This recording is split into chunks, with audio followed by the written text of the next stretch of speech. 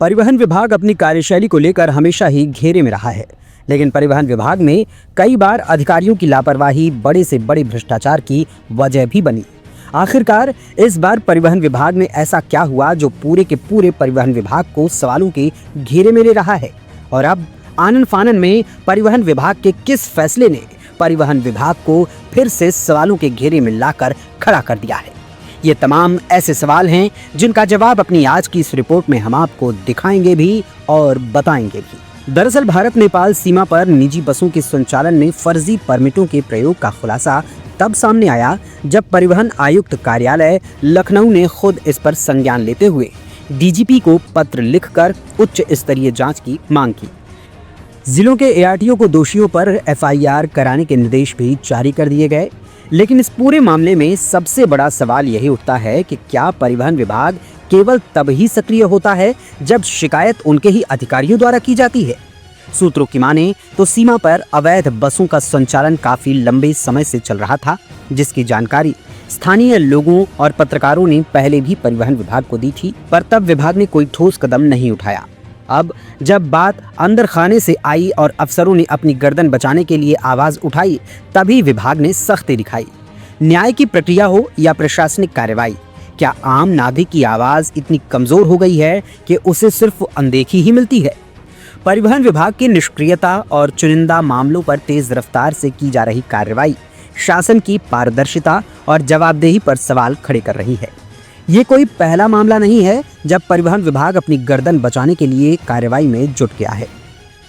कुछ ऐसा ही मामला चंदौली से भी सामने आया था, जहां अवैध वसूली, भ्रष्टाचार और ओवरलोडिंग की शिकायतों जैसे मामले में चंदौली के एआरटीओ आरएस यादव को एसटीएफ ने जौनपुर से गिरफ्तार किया था। पूरे प्रकरण में एआरटीओ आरएस यादव पर 3 मुकदमे दर्ज किए गए थे, जिनमें ज्यादातर मामले आय से अधिक संपत्ति रखने के दर्ज किए गए थे। इन पर ट्रक मालिकों से वसूली करने के भी गंभीर आरोप लगाए गए थे और इस पूरे मामले की जांच आरटीओ प्रवर्तन राधेश्याम को सौंपी गई थी। कमाल की बात तो यही रही थी कि आरटीओ प्रवर्तन राधेश्याम ने अपनी जांच रिपोर्ट में भ्रष्ट अधिकारी एआरटीओ आरएस यादव को क्लीन चिट दे दी, जबकि विभागीय सूत्र बताते हैं कि आरटीओ प्रवर्तन होने के बावजूद उनका चंदौली के एआरटीओ आरएस यादव पर कोई नियंत्रण नहीं था।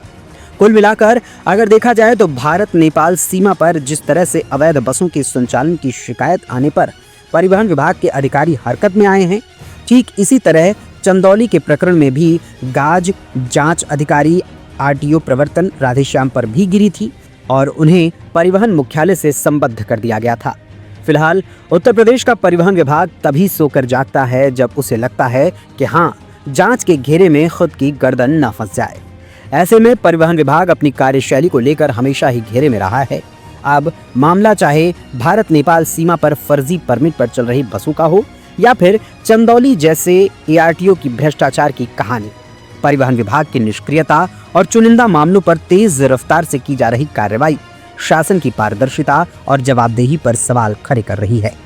अब देखना यह है कि क्या विभाग इस मामले की तह तक जाकर दोषियों पर कार्रवाई करेगा या ये भी एक और फेस सेविंग अभियान बनकर रह जाएगा।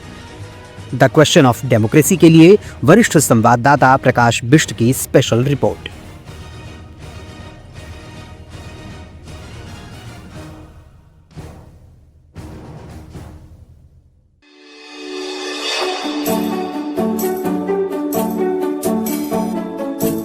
Subscribe now and press the bell icon.